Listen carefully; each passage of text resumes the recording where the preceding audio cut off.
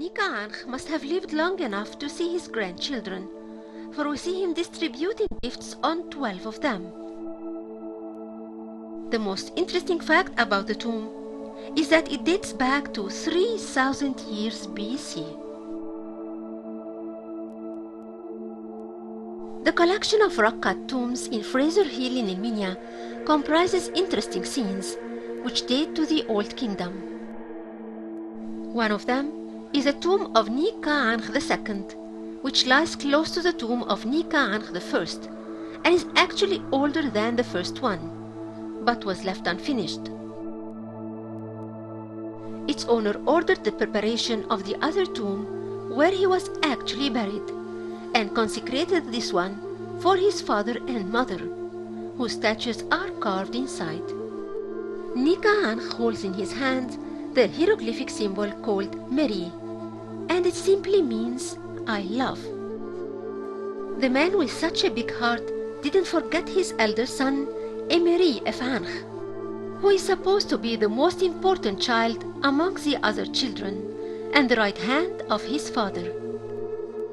Here, Nika wrote a will to his elder son.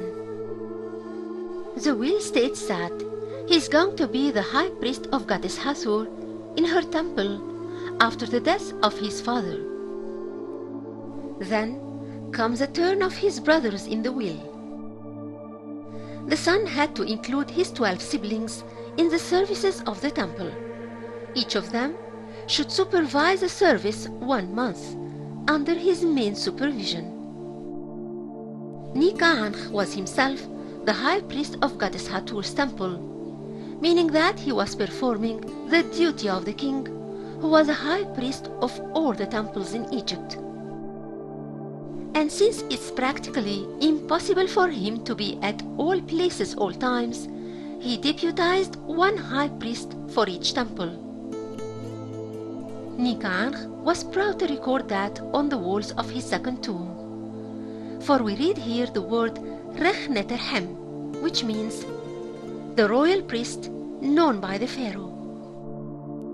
Successfully, Nika had immortalized all his family in a relatively small tomb. Fraser tombs in Elminia are characterized by a special way of burials unmatched in any other cemetery in Egypt. For example, in the Valley of the Kings, the tomb is either cut out in the rocks under the ground or above the ground.